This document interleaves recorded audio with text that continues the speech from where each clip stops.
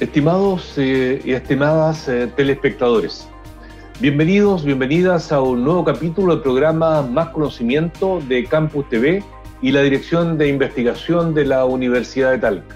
En esta octava temporada estamos conversando con investigadores de diferentes países del mundo que forman parte de la red de colaboración internacional de académicos de la Universidad de Talca. Actualmente en el mundo somos alrededor de 8.000 millones de personas y en 30 años más, es decir, en el 2050, seremos alrededor de 11 millones de personas. Se va a necesitar más alimento y de mejor calidad. Para ello hay que innovar, se va a requerir innovar y entre otros aspectos en la agricultura, particularmente para conseguir más cantidad y mejores alimentos de la agroindustria. Para conocer más sobre innovación en el ambiente agrícola, vamos a conversar con el doctor Laurens Clerks, profesor en Innovación y Transición Agroalimentaria de la Universidad de Wageningen, de los Países Bajos. Acompáñenos.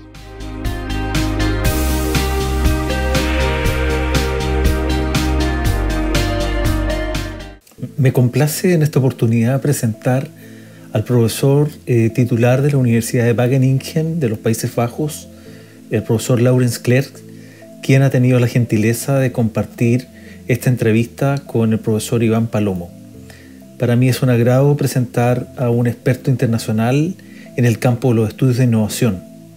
Laurens Clerks es docente, investigador en el Instituto de Estudios de Innovación de la Universidad de Wageningen. Este es un grupo de trabajo de conocimiento y de innovación, uno de los más reconocidos a nivel internacional. El profesor Laurens Clerks es supervisor de varias tesis de doctorado y de magíster, es también profesor en pregrado y internacionalmente reconocido por el trabajo en sistemas de innovación, como también en el desarrollo de sistemas de innovación y políticas de innovación. Él ha trabajado muy fuertemente en los cambios institucionales, en las organizaciones de investigación y de asesoramiento, y también tiene varias investigaciones a nivel internacional de distintos países. Ha sido consultor de distintas instituciones también, como el Banco Mundial, la Comisión Europea, la Organización de Naciones Unidas, para la FAO también, y por tanto tiene una vasta experiencia en estos temas. Mi relación con Laurens ya viene prácticamente hace 10 años, cuando empezamos a hacer trabajos conjuntos, y creo que es un investigador de primer nivel internacional en el campo que les presento. Es para mí un agrado nuevamente dejar con ustedes a el profesor Laurens Clerks, quien se referirá a su trabajo de investigación.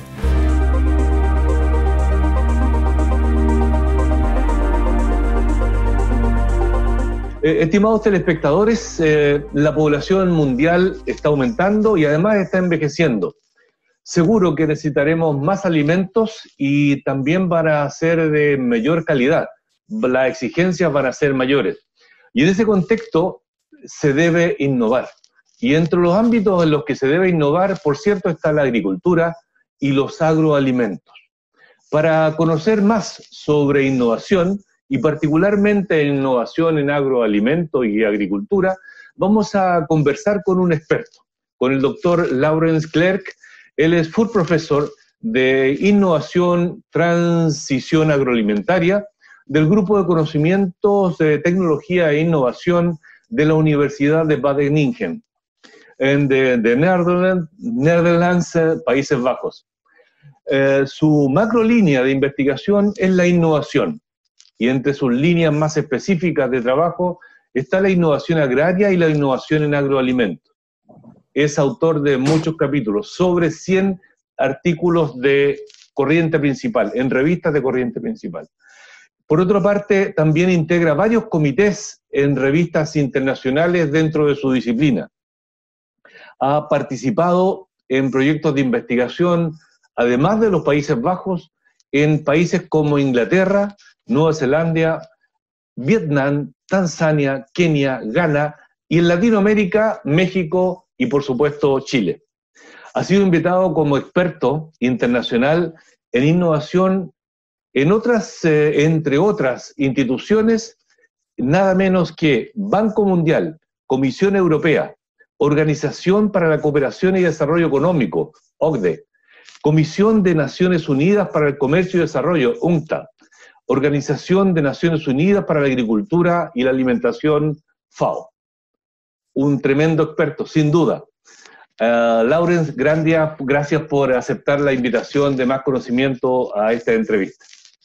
Bueno, gracias a ti por la invitación. Estoy muy honrado de estar con ustedes y tengo muchas ganas de hacer esta entrevista. Entonces, adelante nomás. Bueno, la verdad es que tu español llama mucho la atención lo bien que lo hablas, ¿eh? No puedo decir lo mismo yo al revés, no podríamos hacer la entrevista en tu idioma natal. Bueno. Laurens, antes de entrar y en este primer bloque, el segundo bloque lo vamos a reservar para tu disciplina en particular. Pero nos gustaría que hiciéramos así como una especie de sobrevuelo, ¿ya? Porque esta entrevista va a ser escuchada por televidentes de ámbito general. Entonces, por ejemplo, cuéntanos un poco de Netherlands, de los Países Bajos, y luego también de la provincia o estado Geldres, ¿ya? Y por cierto, de Wageningen, ¿ya? Algunos elementos, ¿cuáles son sus atractivos, número de habitantes, aspectos generales? Ok. Bueno, el reino de los Países Bajos, porque tenemos un rey, el rey Guillermo, es un pequeño país, tiene poca superficie, sobre todo comparado con los países en América Latina, que son mucho más grandes. Yo creo que Holanda tiene como la superficie de la región del Maule y tenemos 18 millones de habitantes. Ha crecido fuertemente la población en las últimas décadas, sobre todo por inmigración. Como economía siempre queremos seguir creciendo y por eso también siempre han estado las puertas muy abiertas a atraer gente para trabajar acá en Holanda y por supuesto también por la Unión Europea, con las fronteras abiertas, llega mucha gente a donde haya trabajo. Somos un país de servicios, también de algunas industrias de alta tecnología. No somos un país de industrias pesadas ya, porque esas industrias se fueron a otros países. No tenemos una industria de autos o de aeronaves. Sí tenemos algunas fábricas de metal todavía, pero están en las manos de la India, digamos, de Tata Steel. Pero sí tenemos unas muy buenas industrias, por ejemplo, en elementos para la industria aeronáutica, muy especializados. Tenemos un cluster high-tech alrededor de Eindhoven, donde estaba la Philips. Antes la Philips producía casi todo, y todavía existe el nombre de Philips en los televisores, pero eso ya es una empresa china. Pero lo que sí queda de la parte holandesa de Philips se especializó en tecnología médica, entonces mercados nichos de muy alto valor. Y allá también hay otras empresas que son muy especializadas. Por ejemplo, hay una empresa que hace las máquinas para producir los chips, los microprocesores, y es casi la única del mundo. Entonces, en vez de enfocarse en industrias que tienen que competir a precio, han buscado industrias que compiten en base de calidad y especialización. Y por supuesto también, y eso ya lleva a mi enfoque, Holanda tiene un sector agroindustrial muy potente. Somos el segundo exportador del mundo. También es reexportación, entonces llegan los productos a Holanda, por ejemplo, al puerto de Rotterdam y lo mandamos después a otras partes. Entonces, más bien es un eje de logística. Pero también producimos muchos flores, bulbos, hortalizas, también mucha producción de leche, también mucha material vegetal para reproducción, semillas, que mandamos a todos lados. Entonces, somos un país muy importante. Laurens, a propósito de flores, Holanda se le asocia con tulipanes, ¿ya? Sí. ¿Es solo tulipanes o cuando tú dices flores está abriendo el espacio a otras flores también? No, tenemos todo tipo de flores. Ya. Tenemos tulipanes y todo otro tipo de flor que viene de un bulbo, pero también cualquier otro flor. Rosas, bueno, yo no me sé todos los nombres en español, dalias, por Ya. ejemplo. Bueno, cualquier flor sale de aquí, y Oye, también arbustos, árboles, de todo. Sí.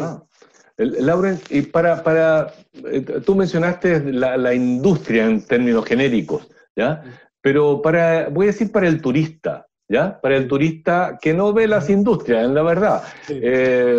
Camina por allí por las calles Sí. y se encuentra, por ejemplo, en Ámsterdam, la capital, se encuentra con canales, ¿ya? Sí. Se encuentra con bicicletas, miles de bicicletas. Sí, ¿Ah? claro. Pregunto, ¿por qué tanta bicicleta? Bueno, yo creo que... ¿Es por salud?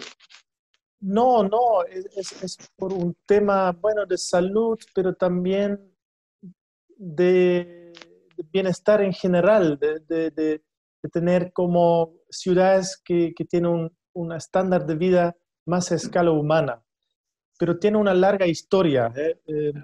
Tú también sabes que en Chile antes se usaba mucho más la bicicleta. Cuando yo llegué por primera vez a Chile hace 20 años, andaba mucha gente en bicicleta, porque la gente no tenía plata, toda la gente para comprar un auto. Hoy en día todos tienen acceso a créditos, etcétera, para comprar un auto. Y tú también sabes que Talca tiene tacos en la mañana, en la tarde. Conoces bien Talca, por lo que veo. Es muy diferente a lo que era 20 años atrás. Entonces, con un ingreso que va subiendo, también disminuye el uso de bicicletas. Eso también pasaba en Holanda. En los años 30, 40 del siglo pasado, todos usaban bicicleta para llegar a su trabajo. También en algunos de los polders, las áreas que ganamos al mar, se hacía toda la infraestructura para bicicletas. Pero después, cuando subió el ingreso, también aumentó el auto y también fue muy desregulado. Y eso creó una situación que fue muy desagradable. Había pocas reglas, muchos accidentes. Pero en los años 70 ya habían grupos de protesta que decían, no, queremos de vuelta a la bicicleta. Después venía la crisis del petróleo y eso era como lo que hacía que la gente sí, y los que hacían las políticas iban a invertir en ciclovías. Se hacía mucho más obligable a la gente andar en bicicleta y entonces eso ha sido también un desarrollo de varias décadas y por eso ahora somos casi líder en ciclovías en el mundo y también somos como ejemplo para otros países.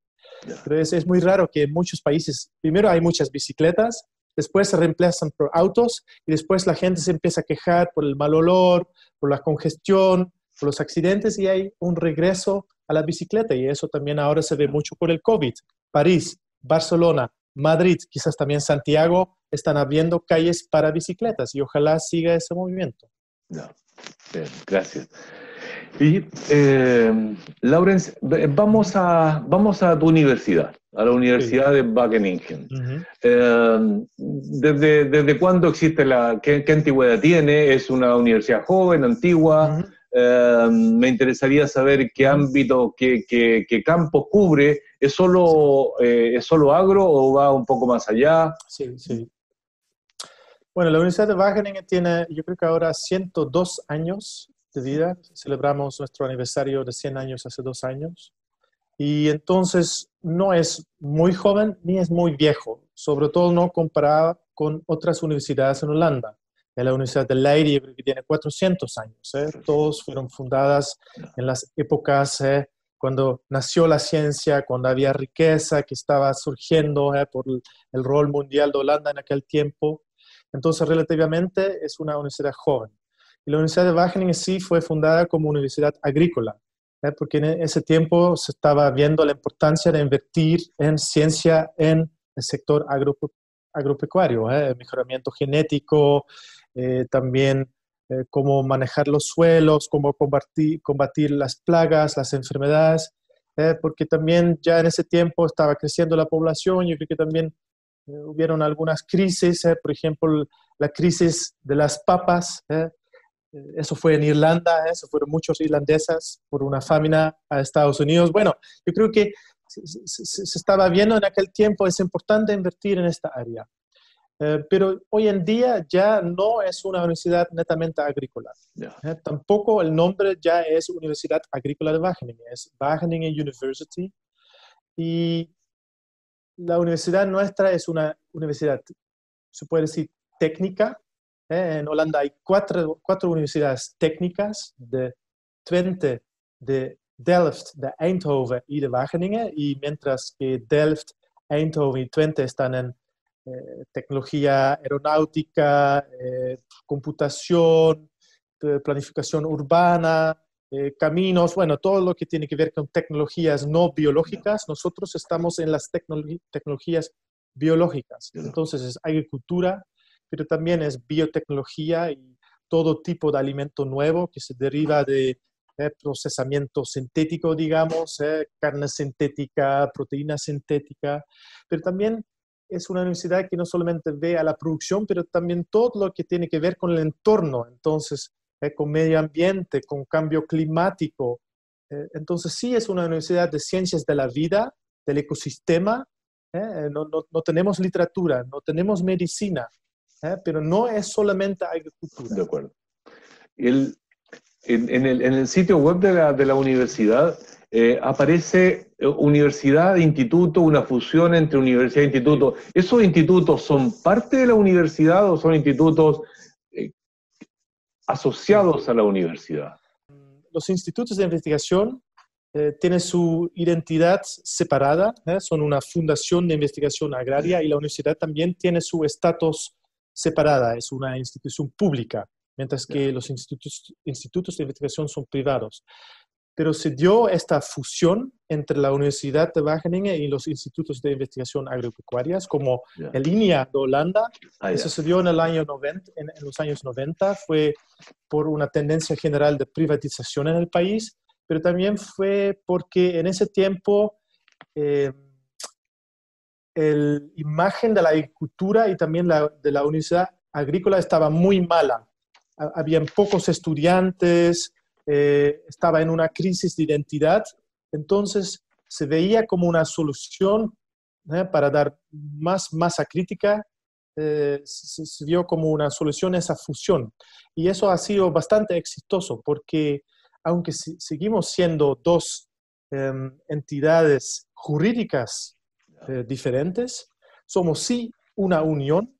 Hay también un enfoque de One Wageningen, que hay mucha colaboración entre la universidad, que es mucho más ciencia básica, y la ciencia aplicada. Entonces tenemos todo el rango de ciencia básica, semibásica, aplicada, superaplicada, consultoría. En un instituto también hay una muy buena integración entre ciencias naturales y ciencias sociales.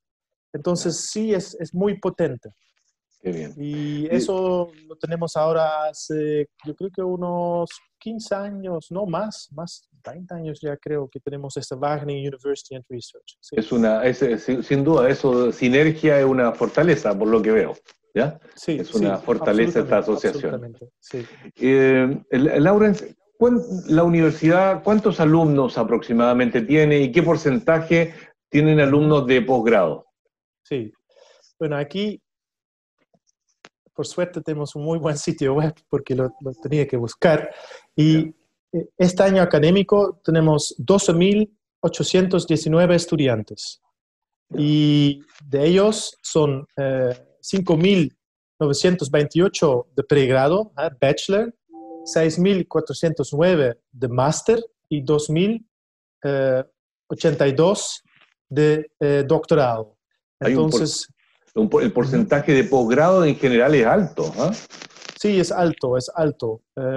Y eso es porque en Holanda hay un sistema de separación entre la fase bachelor, pregrado, y posgrado. Y también el estudiante puede cambiar después del pregrado a otra universidad. Eso también fue todo el fin de introducir ese sistema, que es más bien como norteamericano, británico. Antes tampoco teníamos ese sistema. Entonces, como hay esa separación y también es fácil entrar desde afuera en un programa de máster, también vienen muchos estudiantes internacionales a hacer los programas máster. Entonces, eso también explica que hay más máster estudiantes máster que bachelor, porque también vienen desde afuera. Ya. Doctor Clerc, ¿está bien pronunciado Clerc? Clerks. Clerc. La X se pronuncia como S. Sí. Ah, Clerc. Ya. Sí. A propósito de estos alumnos internacionales, vamos un poco a la internacionalización. Sí. ¿Qué importancia le das tú a la internacionalización? Básicamente me estoy refiriendo a las redes de colaboración internacional que pueden surgir entre los académicos de distintas universidades.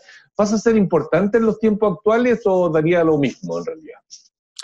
Bueno, yo creo que siempre ha sido importante en lo académico. Yo creo que un académico que no puede formar redes internacionales nunca va a ser un académico conocido en su campo de estudios. Entonces, para académicos es clave. Pero hoy en día es más importante todavía, también porque muchos fondos requieren colaboración internacional. Por ejemplo, en el contexto de la Unión Europea tenemos Horizonte 2020 y después el nuevo Horizonte Europa, donde la internacionalización es un requisito, digamos. Pero también yo creo que para organizaciones de ciencia hoy en día es importante ser internacionales también por los temas de los desafíos grandes, planetarios. Hay que colaborar. Se deben hacer internacionalmente. Uno no puede trabajar en cambio climático solamente en un país. Uno no puede trabajar en transformación de sistemas alimentarios que son globales solamente desde un país. Por esa razón, también es importante la internacionalización, pero también es importante por razones de fortalecimiento de la institución, porque también el financiamiento es escaso y en muchos países también, a pesar de la importancia que se da a la ciencia, van bajando. También como estrategia empresarial casi es necesario ir a buscar en otros lados colaboraciones para encontrar recursos para sostener la universidad. Yo creo que sin el enfoque internacional que tiene Wageningen, uno debería despedir como el 50% del personal. Tan dependiente también somos de diferentes flujos de financiamiento que viene desde el extranjero, de tener colaboraciones, antenas en otros lados. Entonces aquí en Wageningen es visto como clave primordial y también se ha invertido mucho en los últimos 10 años fortalecernos como institución en el área de internacionalización. Y en ese contexto, Laurence, ¿cuál es la relación que has podido generar? Bueno, vi dentro de tus antecedentes que has tenido proyectos con México y con Chile, y particularmente con la Universidad de Talca, ¿cuáles han sido los nexos? Sí, claro. Bueno, yo creo que si uno ve Wageningen, hay tanto una estrategia institucional y tenemos oficiales especiales, por ejemplo, para América Latina y buscan oportunidades, pero esos oficiales trabajan sobre todo para la parte más bien de research, que es la parte privada, que también tiene que buscar negocio, que tiene que buscar dineros, que también presta servicios mucho más puntuales. Y está la parte académica. Y en la parte académica yo creo que también el académico mismo también hace mucho más trabajo de formar redes. Entonces, esto también lo he hecho yo. Y yo siempre he tenido como una estrategia que yo lo encuentro importante, también ser proactivo en conectarme con gente que están en mis áreas. Entonces, también cuando yo veo que hay gente trabajando en mis áreas, yo los escribo, yo los busco. Entonces, así también llegué a México, a la Universidad Autónoma de Chapingo. Sabía que estaba trabajando en innovación agraria, es mi área. Ellos trabajaban también en redes, en gestores de redes. Yo les escribí y les dije, oye, interesante su trabajo, este es el mío. Eso después resulta en una invitación para dar una charla. Lo mismo en Chile, cuando yo había terminado mi doctorado y también tenía algo para ofrecer, porque por supuesto hay que poder ofrecer algo. Yo iba a ver gente y escribía gente que estaban trabajando en mi área. Entonces, por eso llegué a la oficina de Pablo Villalobos, a Alejandra Engler, para decir, oye, bueno, yo ya estudié en esta universidad porque yo hice un intercambio en la UTALCA, pero ahora me gustaría reanudar los contactos, hacer cosas con ustedes. Y eso llevó a un intercambio como profesor visitante financiado por CONICYT. yo también fui a hablar con gente de la Universidad de Chile, en el área de innovación, José Miguel Benavente, Roberto Álvarez, no trabajan en lo agrario, pero sí en innovación. Eso resultó a tener un rol en un proyecto Milenio, que también son bastante importantes en Chile. Qué bien. También, por mi expertise, llegué a la Universidad Católica de Valparaíso, donde también había un contacto y enganchamos a él en un proyecto financiado por Holanda. Ahora también tengo un proyecto con la Universidad, eh, ¿cómo se llama? Que está en Valdivia, se me escapó el nombre. ¿Austral? La Universidad Austral de Valdivia. Sí, en agricultura digital. Entonces es ser proactivo y Disculpa, Lauren, disculpa que te interrumpa, porque este mensaje me interesaría porque creo que es muy, muy importante. Tú has sido proactivo en la búsqueda. Eres una persona joven, pero lo fuiste más joven hace 10, 20 años atrás. Sí, sí. ¿Ya? Y tú buscaste a quienes estaban relacionados con tus temas. Eso es un mensaje muy interesante para nuestros investigadores jóvenes, nuestros académicos jóvenes. ¿Ya? Buscar. Buscar. Sí tiene que ser pertinente, no tiene que ser que uno tire el aire nomás. Tiene que ser pertinente y realmente tienes que mostrar qué valor puedes ofrecer o por qué hay una conexión. Por ejemplo, yo hace mucho tiempo hice lo mismo con gente de la OECD. Estaban trabajando en innovación agraria, yo tenía un paper sobre gestores de sistemas de innovación, lo mandé y por eso fui invitado. Yo fui el único bajo de 40 en toda esa sala, fueron todos cincuentones. Entonces, por eso llegué ya muy temprano a esos ámbitos de la FAO, de la OECD, y eso también me ha ayudado a llegar a la posición que tengo ahora, porque sí, soy relativamente joven, pero uno sí tiene que ofrecer algo, pero tampoco no hay que ser demasiado humilde y no creer que no tienes nada para ofrecer. Y claro que no todos van a responder, pero eso no hay problema y hay que hacerlo de manera gentil, no de manera agresivo, pero sí hay que hacerlo. Es mi mensaje. Bien, muy interesante ese mensaje para nuestros académicos jóvenes. Hay un tema que a mí me ha llamado, la verdad es que desde hace tiempo la atención. O sea, si uno estudia la cienciometría, que es o las publicaciones, que es el producto final de toda investigación, se encuentra con que el 95% de las publicaciones están en el norte del mundo. Europa, Estados Unidos, por allí. ¿Ya? Y Latinoamérica el 4 o 5%. 5% versus 95%. O sea, es un mundo de diferencia. Y la pregunta, yo la he hecho un par de veces, por allí, pero te la hago a ti también como europeo, como un investigador consagrado en las grandes esferas, en el mundo desarrollado, y en tu disciplina muy destacado. ¿Por qué? Escribimos menos, tenemos menos capacidad, somos más flojos, se levantan más temprano ustedes, pero yo también sé que ustedes a las 5 o 6 de la tarde, la mayoría de las oficinas de los académicos se cierran. Y aquí seguimos trabajando hasta las 20 o a las 19 horas y escribimos mucho menos. ¿Cuál es la diferencia fundamental, a tu juicio, digamos? Bueno. Sé que por una parte hay muchos años de adelante, ¿ya? Eso de alguna manera hay una historia, unas espaldas que ayudan, supongo. Sí. Bueno, yo creo que hay varias razones. Bueno, primer punto, yo no creo que ustedes son nada flojos, yo creo que trabajan muy duro y tienen alta calidad. Entonces, eso no es el tema.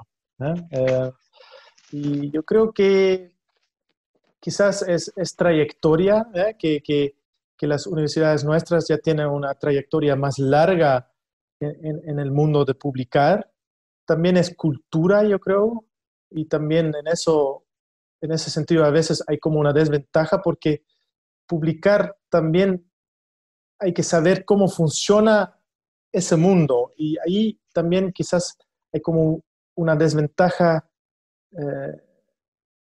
cultural, un sesgo, una desventaja Ahora también se habla mucho de decolonizar la academia y diciendo que para autores del sur global es mucho más difícil llegar a las revistas. Hay ciertas barreras casi invisibles.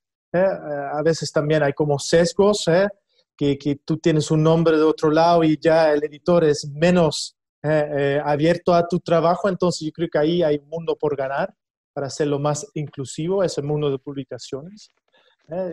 Es un debate grande y yo creo que también la academia debería abrirse para más tipos de publicaciones, para también otros idiomas también. A veces el idioma también es un obstáculo.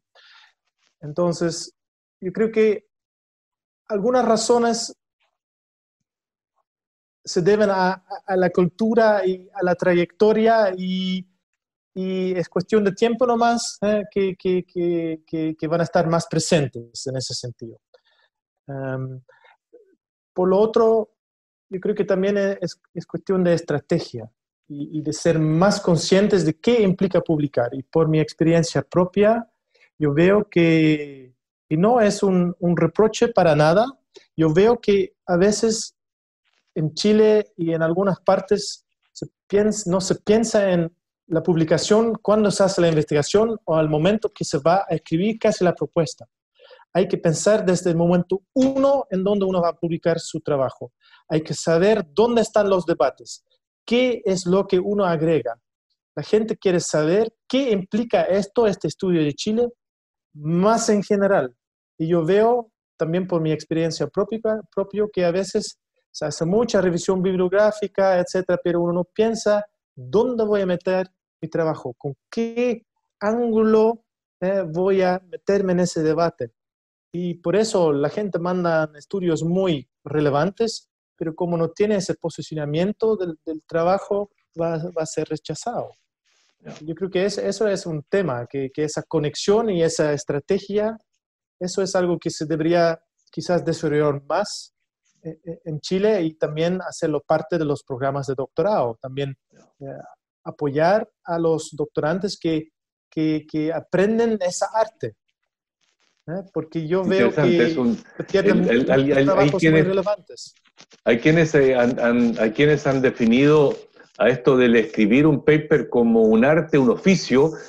Hay que tener oficio para escribir un manuscrito. Sí, ¿ya? Sí. ¿Sí? Y hay que saber dónde mandarlo, qué es el punto importante del paper, cómo construye sobre los trabajos anteriores, qué agrega, añade al debate que ya hay. Y muchas veces no hay un pensamiento muy estratégico en ese sentido, siento yo. Eso puede ser una explicación. También a veces es temas de dinero, que quizás en algunos países hay más recursos para que la gente tenga más tiempo tranquilo para escribir, mientras que quizás en Chile los profesores tienen que también hacer muchos proyectos para asegurar que sigue su profesión, digamos. Sí. Entonces hay diferentes razones para eso. Hay varios motivos. Sí, pero yo creo que todos en el mundo somos capaces de publicar y también se nota ya que países como China están surgiendo. Entonces yo creo que ese sesgo, esa hegemonía de los autores del norte, yo creo que también va a desaparecer más. Se puede ir diluyendo de a poco, esa hegemonía. Lauren, vamos a hacer una breve pausa, ¿ya? Y luego vamos a entrar en detalle a conversar de innovación agraria. Muy bien. Estimados telespectadores, vamos a hacer una breve pausa. Espérennos, no se vayan.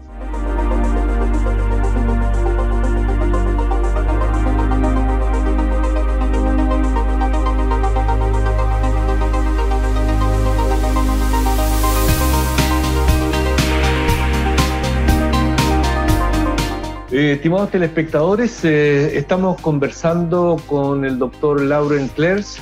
Él es full professor de innovación y transición agroalimentaria del Grupo de Conocimiento, Tecnología e Innovación de la Universidad de Wageningen en los Países Bajos. Laurens, ahora vamos a conversar sobre tus investigaciones, sobre innovación agraria, ¿ya? Y me gustaría separarlo como en dos partes. Primero, innovación así en términos genéricos, ¿ya? ¿Qué entiendes tú por innovación? Bueno, hay muchas definiciones de innovación, pero nosotros tenemos una definición muy inclusiva, muy amplia. Yeah. Entonces, una innovación puede ser una nueva tecnología, un nuevo proceso, un nuevo arreglo institucional. También una innovación puede ser muy absoluta, entonces nueva para todo el mundo, pero también puede ser relativa. Si uno es una persona que prueba una nueva tecnología que quizás ya es usada por mucha gente, para esa persona sí es una innovación y también requiere cambios en cómo usa la tecnología o cómo hace una cierta actividad. Por ejemplo, si uno compra un teléfono móvil nuevo con nuevas funcionalidades, nuevos apps, hay que aprender cómo usarlo. Entonces también hay que innovarse a sí mismo. Entonces tenemos una definición muy amplia de innovación, pero claro que en los estudios de innovación hay diferentes tipos de innovación. Hay innovación incremental, que es una mejora no muy sensacional de un producto que ya existe. Entonces el auto existe ya hace 100 años, se va mejorando todavía cada vez, pero sigue siendo netamente el mismo diseño que 100 años atrás. Pero también hay innovaciones bastante radicales que cambian tecnologías bastante. Por ejemplo, que ahora los autos sí son lo mismo que 100 años atrás, pero ahora tienen computadoras adentro. Eso en su tiempo fue bastante radical para cambiar esa tecnología, pero también hay tecnologías disruptivas que uno puede decir, ya, no vamos a usar un auto a base de motor a combustión, pero eléctrico, y vamos también vamos a cambiar de un sistema donde todos somos propietarios de autos a un sistema donde somos usuarios de autos. Entonces va a ser algo que utilizamos a través de plataforma, que lo usamos cuando lo necesitamos, lo arrendamos por un par de horas. Eso es bastante transformativo y también disruptivo, porque eso saca el fondo de la razón de existencia de muchas fábricas de autos, disminuye la cantidad de autos. Entonces, hay diferentes maneras de ver innovación. ¿Qué importancia en el contexto general de la innovación tiene la inter- y transdisciplinariedad? ¿Es importante eso o monotemático todo? No, yo digo que es clave. Los sistemas complejos que tenemos hoy en día en la economía, en la sociedad, también los desafíos grandes que tenemos como sociedades, como el cambio climático, como la polución del medio ambiente, requieren un enfoque transdisciplinario. Si uno quiere, por ejemplo, veamos el tema de Talca, ya hace años que tratan de reducir la combustión de madera, porque produce mucha polución del aire. Bueno, ahí hay que cambiar los comportamientos, entonces hay que saber por qué la gente usa leña todavía. Es un tema de recursos, un tema de costumbre, cómo se puede ser más atractivo a las alternativas como el gas, como la calefacción eléctrica. Bueno, también hay que tener esas alternativas que también caben en los domicilios de Talca. Entonces hay que innovar en tecnologías que también deben ser accesibles. Si toda la gente va a usar, qué sé yo, estufas eléctricas, también quizás hay que innovar en la red eléctricas para que también pueda sostener todo ese uso. Entonces eso ya requiere un enfoque de física, un enfoque de psicología, un enfoque de marketing. Todo eso se requiere para solucionar ese sistema complejo. Y yo creo que también, conociendo un poco a la Universidad de Talca, también lo hacen con sus equipos, con sus estudiantes. Yo creo que es clave. Toda innovación requiere conocimiento transdisciplinario, porque también hay que trabajar con la gente. Nos hace en la aislación la ciencia. Profesor Clerks, vamos ahora, de a poco hemos ido, voy a decir, acercándonos al tema central de tu expertise. sí. que es la innovación agraria, innovación agroalimentaria. ¿Qué se entiende por lo que tú llamas los sistemas de innovación agrícola? Sistemas Sí, de innovación agrícola. sí, sí. Bueno, el concepto de sistemas de innovación es un marco analítico, lo inventamos los científicos, no, no es que uno sale afuera, va a mirar el sistema de innovación, no es algo como explícito, algo tangible, es un constructo científico, pero se utiliza para entender todas las interacciones, todos los flujos de conocimiento, de recursos, todas las políticas que se necesitan para innovar. Entonces es para entender cómo se organiza la innovación y dónde están los puntos de intervención para mejorar esos procesos, para asegurar que haya buena innovación, eh, eh, que hay una innovación justa, que también incluya a toda la población, eh, que también hay una innovación que crea productos y soluciones para diferentes segmentos de la población, porque no todos somos lo mismo. Para eso sirve ese concepto. Realmente es un cambio de pensar que la innovación es algo que solamente produce la ciencia. La ciencia inventa algo y aquí tiene la innovación y hay que llevarlo a la sociedad. La innovación es algo que coproducimos entre academia, empresas, formuladores de políticas, ONGs, los ciudadanos mismos. Es un concepto para entender eso mejor. Eso al final es el concepto de Ya. sistemas de Sí, mira, innovación. justo te pensaba, a propósito de lo último que mencionaste, pensaba preguntarte cuáles son los agentes que intervienen aquí. O Sí, sea, por una parte me imagino, y me lo corriges sí, por favor, tiene que intervenir el gobierno, el sí, Estado, claro. tiene que intervenir seguramente científicos en universidades, Sí, claro. empresas. Sí, sí, ¿Esos son los sí. tres pilares fundamentales o hay otros también? Sí, yo diría el gobierno, porque el gobierno a veces pone dinero, también el gobierno a veces pone el marco institucional de regulaciones, de leyes, tanto para promover la innovación, pero a veces también el gobierno tiene que cambiar sus propias regulaciones y leyes para facilitar la innovación, porque a veces si uno tiene un nuevo producto y no está permitido por la ley, hay que hacer algo con la ley para que se permita. Las empresas, bueno, tienen que desarrollar las tecnologías, tienen que también eh, hacer que lleguen a los clientes, los consumidores. En ese sentido tiene un rol muy importante. La ciencia tiene que inventar a veces junto con empresas nuevas tecnologías o nuevos arreglos institucionales, nuevos procesos, nuevos conceptos de valor, digamos. Um, pero también a veces tiene que chequear que no tiene efectos negativos. A veces las empresas innovan mucho, piensan quizás también en las ganancias, pero no piensan en los efectos negativos. Entonces también la ciencia tiene el deber y la obligación de mirar muy crítico a lo que provoca la innovación y quién queda afuera y cómo se puede contrarrestarlo.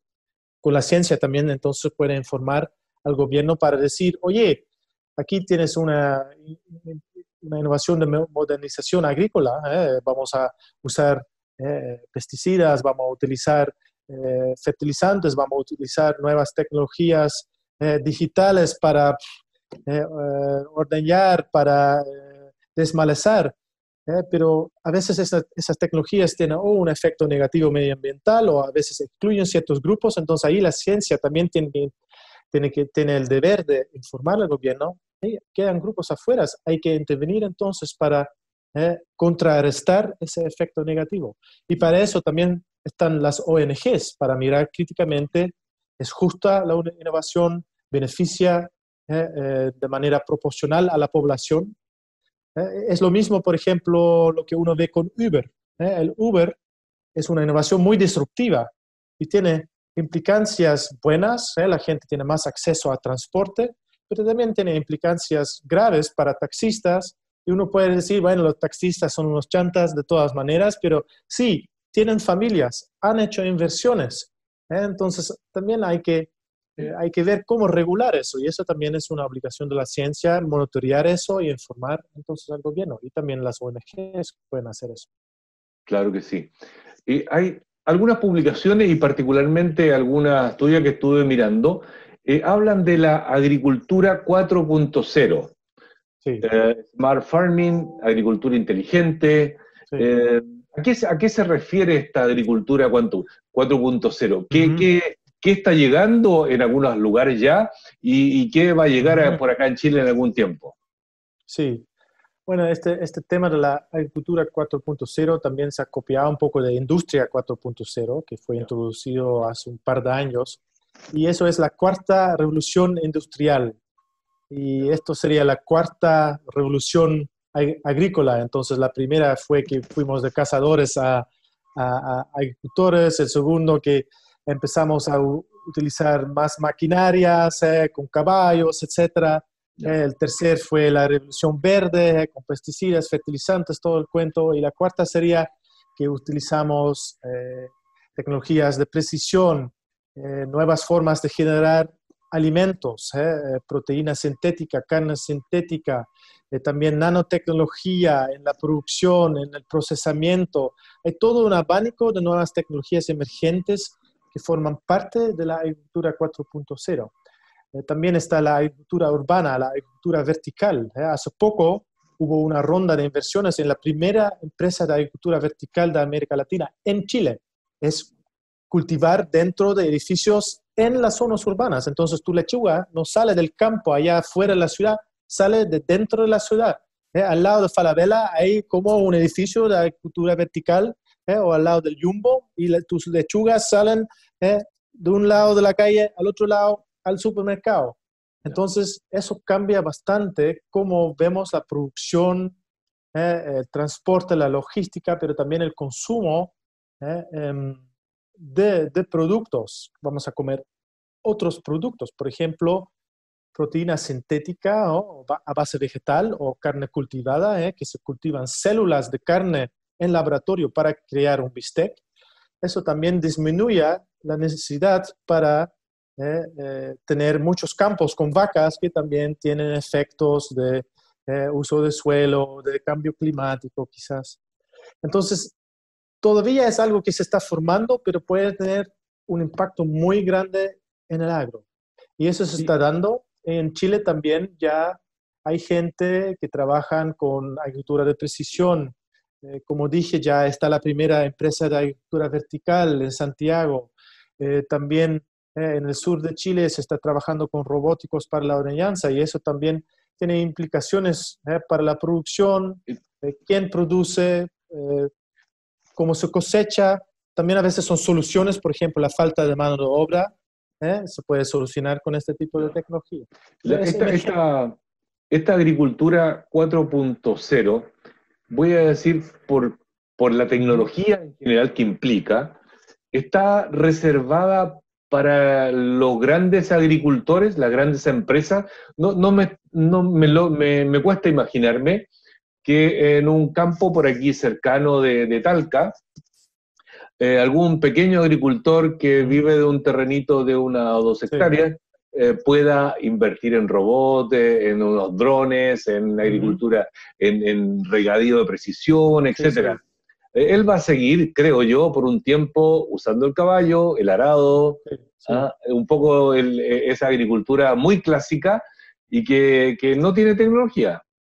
sí, sí. ¿Cuál crees tú que puede ser la solución para ellos en el Ujú. tiempo? Porque van a quedar perdidos en el tiempo, en realidad. No va a ser competitivo, seguramente, ¿no? Bueno, yo creo que hay espacio para todo tipo de agricultura. Ahora se tiende a pensar que la agricultura digital 4.0 es más algo para empresas grandes ya, porque Ya. requiere grandes inversiones y también se presta a producción a gran escala. Y también eh, muchas veces más apropiado para una producción no campesina, pero más bien industrial.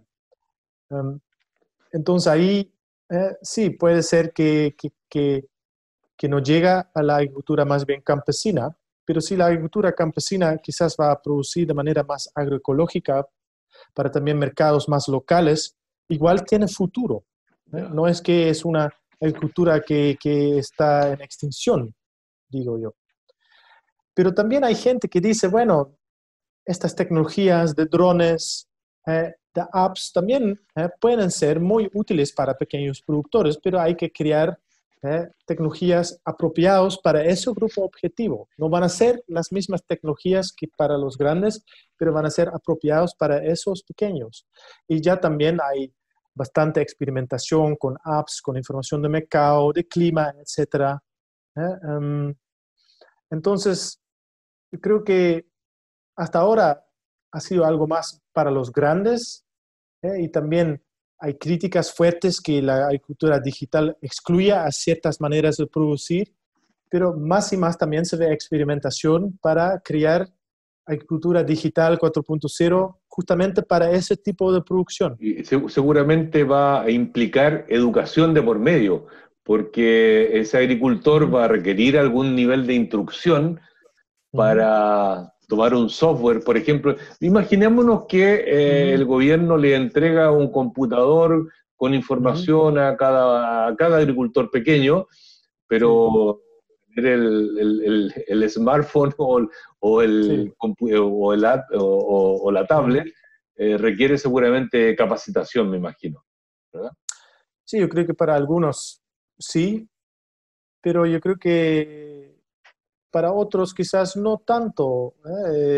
También se ve que en el campo, también en el campo chileno, hay un envejecimiento de la población, y muchos productores ya tienen una edad bastante avanzada, hay un tema de sucesión.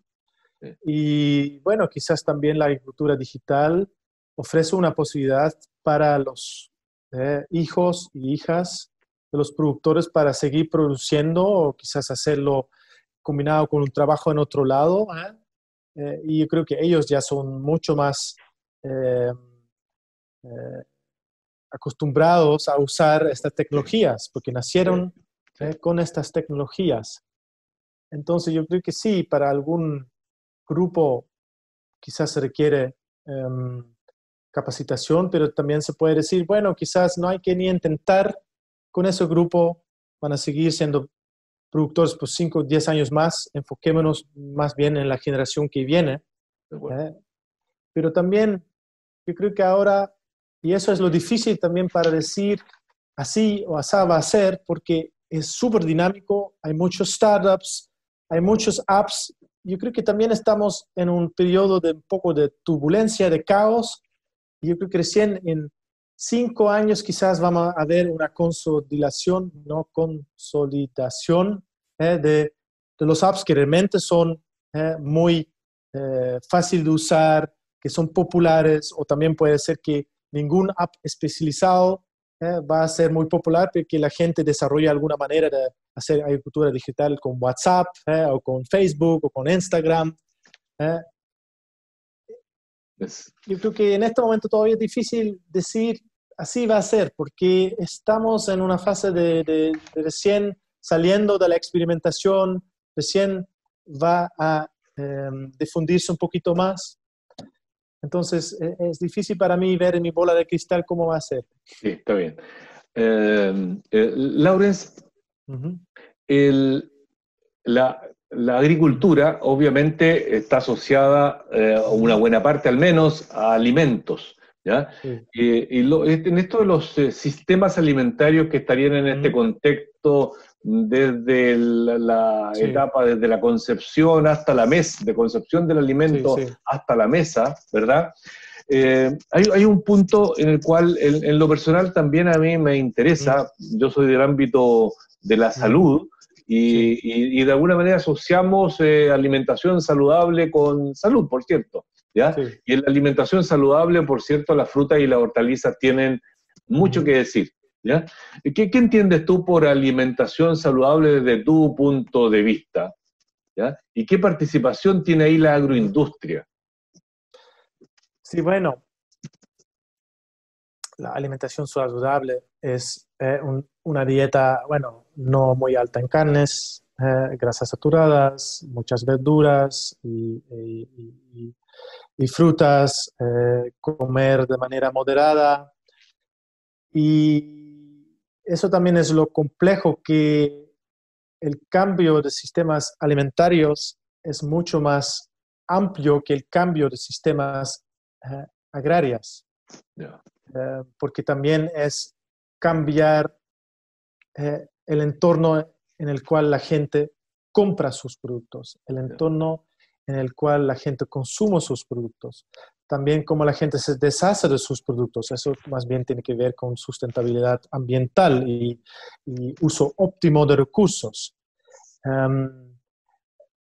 Yo creo que, y eso sí lo hace muy interesante desde la perspectiva de la transformación, que ahora los sistemas tienen mucho, lo que se podría decir, vínculos perversos y mucho poder establecido.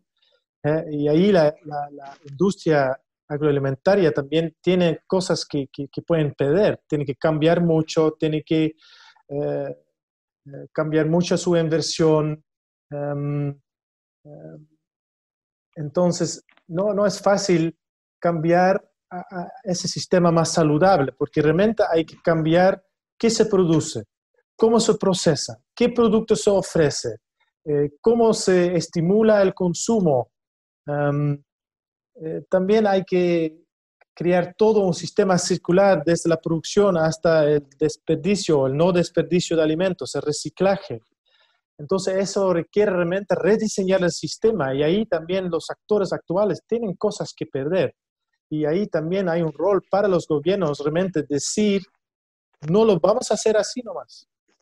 Lawrence, a propósito... Chile con los sellos, eso también debería aplicarse quizás en otros ámbitos. Decir, no, estos ingredientes altamente procesados se prohíben, punto. Y ustedes tienen que inventar otra cosa nomás. Y ahí realmente va a haber innovación. A veces también el gobierno tiene que impulsar eso. A propósito de eso, y yo estoy de acuerdo contigo, en los Países Bajos existe, voy a decirlo, porque el tema de la oferta-demanda, ¿ya? Sí. En los Países Bajos existe voy a decir, un subsidio a los alimentos saludables, a los alimentos light.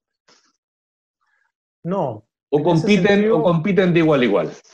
No, en ese sentido nosotros hemos tomado un modelo bastante liberal, también basado mucho en el consenso, en como acción voluntaria de los actores de la cadena.